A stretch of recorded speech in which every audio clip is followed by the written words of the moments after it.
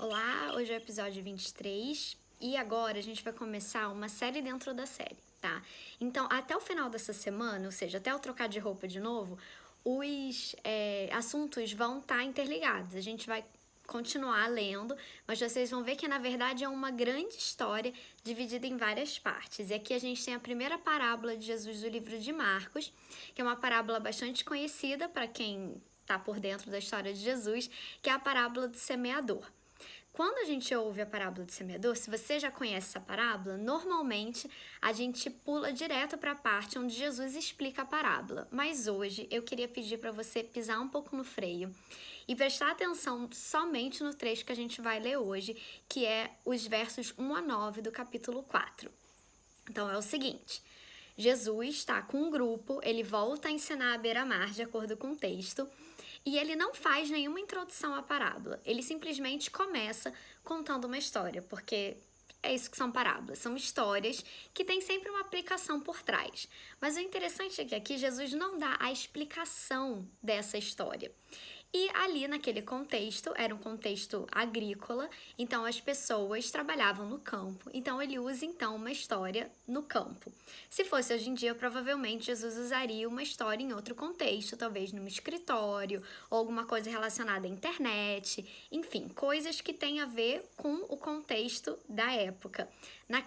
Naquele tempo, o contexto era justamente essa parte agrícola daquela sociedade.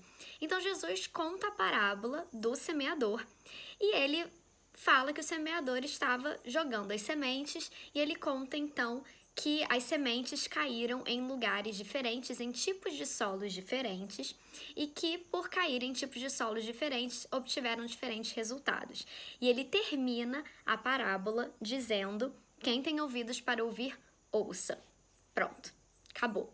Então eu quero que você se imagine, se você sabe a explicação da parábola, eu quero que você esqueça essa explicação agora e foque ou se imagine naquele lugar ouvindo somente essa história. O que será que a gente pode aprender dessa história? Jesus não começa comparando, como ele fez em outras parábolas, a história com o reino de Deus. Ele simplesmente fala: ouvi, eis que saiu o semeador a semear. Se você ouve uma história dessa, o que você vai procurar? Pelas diferenças da história, certo? Pelos detalhes da história. Bom, o semeador não muda, é sempre o mesmo. A gente não vê nenhuma ação específica diferente dele, só ele joga as sementes. A semente também é a mesma. E a única coisa que muda, para que mude então o resultado, é o tipo de solo. E aí você para pensar, bom, quem é responsável pelo solo onde cai a semente? Só pelo texto, eu diria que é o semeador. Aliás, a parábola é a parábola do semeador, não é a parábola da semente, nem a parábola do solo, nem a parábola do fruto. É do semeador. E se você faz uma aplicação dessa parábola para a sua vida como um todo, ela é uma parábola muito lógica. Porque, é claro, você só vai dar bons frutos se você plantar em um bom solo. E essa é a responsabilidade do semeador: escolher um bom solo ou preparar o solo. Para qualquer empreendimento da sua vida, você tem que fazer uma preparação antes para saber se aquilo vai de fato frutificar.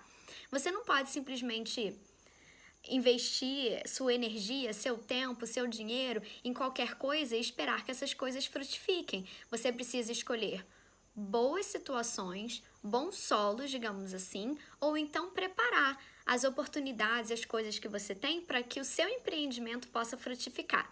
Então, à primeira vista, é isso que a gente aprende com a parábola do semeador. Jesus, como a gente já viu, era um homem muito inteligente, a gente viu na escolha dos discípulos e a forma como ele escolhe ensinar aquelas pessoas, ele escolheu solos que ele podia, de fato, preparar com atenção e carinho para que então esses solos frutificassem. Se ele jogasse sementes e tentasse ensinar todo mundo, provavelmente isso não frutificaria muito, certo?